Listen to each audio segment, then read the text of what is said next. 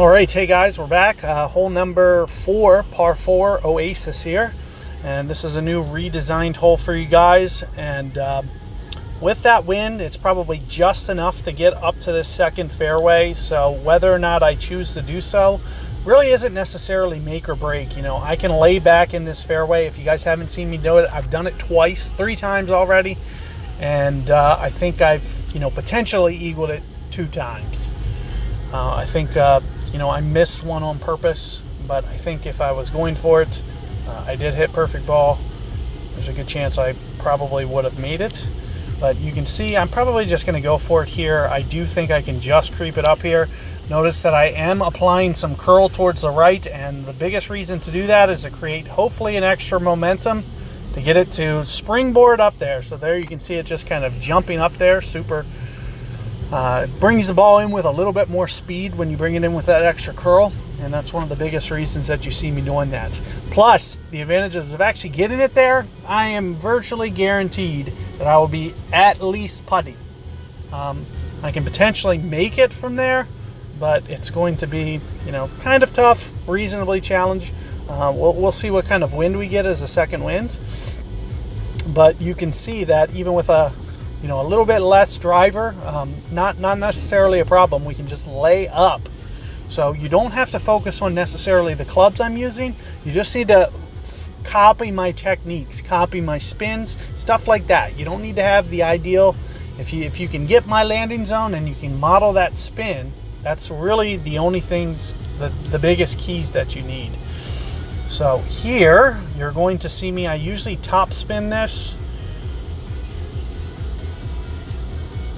Maybe 2.5. We're going to try to use a relatively, maybe a land zone right around here, which is probably going to be very minimal power, I'm assuming. And I'll go over, there's 5 rings. I might not even, I'll use a little bit of power. There's 7-ish rings. We'll also put just a tiny bit of curl and just a little bit of power. So you can see that the needle is barely shaking. So very, very little.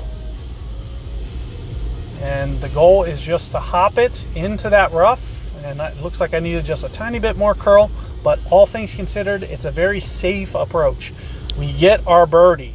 So we take care of business and make sure that we get to the shootout 10 out of 10 times. Well, at least 95, 99% of the time where your opponent doesn't eagle.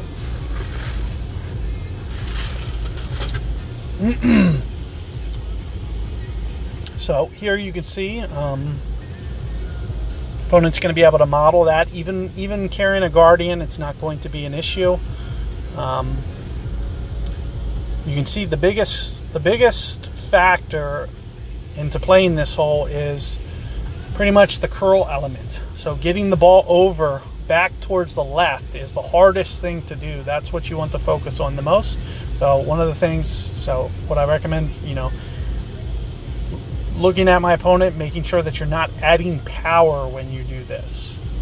So here you can see my opponent did get a little bit more aggressive, so it was very, very close to landing on that rough, but was able to pull it off, and we are going to get to the shootout. So I'm hoping we can get one of the new ones again. For you guys, as I've been having a lot of trouble getting the new holes for the shootouts. I haven't, so all 3 of them should be new, redesigned at least. So with the new redesign to the banana shaped hole, the diamond, the dolphin shaped hole, and the brand new one. I'd love to get the brand new one because I've only played it 1 time so far. And if, of course, we do get it, I will split these videos into 2, so that way you can easily find the new hole separately. So I don't want to add it onto this video. I'd rather it be in 2 pieces. So that's what you're going to see me do if we can grab one of the new ones. And it looks like we did not, so I'm just going to keep this together, and I'll give you guys another perspective from this hole. And here you can see we got a nice mega headwind. So one of the things that I might do if I was playing this for real is I would probably and I had a guardian like my opponent, I would play it exactly how my opponent is about to do it here. It is a very challenging approach. You do have to worry about your curl.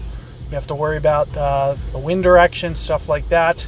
But if you can put together all those factors very well, then you can, get it very close. And there you can see, sorry Henrico, I gotta put together some guides, so I do not have time to play today. But with sniper, we're going to play it off of this fairway, and I'm going to do it with some counter spin just to try to, hold my line a little bit better. I'm going to cheat maybe 2.75 on my backspin. I'm going to be a little bit careful because I'm playing my opponent. So I saw my opponent's mistake, so keeping in mind my opponent's mistake, I'm just going to make sure that I beat his shot as opposed to hitting the absolute perfect shot. But in terms of ring play, you're going to see me go very maxed here. In fact, maybe 10% more, 7.5 rings. There's no harm when you're going towards max there and doing just a little bit extra. In fact, you can see that it's still shot out to the right. So you can see me use that left spin to try to counter that, and I still didn't quite counter it enough. So it just goes to show you, be aware of the wind and the way that it's going to affect your ball guide, and try to take the necessary steps to just kind of correct that. So you can see that I kind of jerked my ball guide to the left, and it wasn't quite enough to counter that wind. But in terms of ring play, it seemed pretty spot on. I got relatively perfect with my ring play. I just couldn't counter the effects of that wind quite enough. So keep that in mind, and good luck.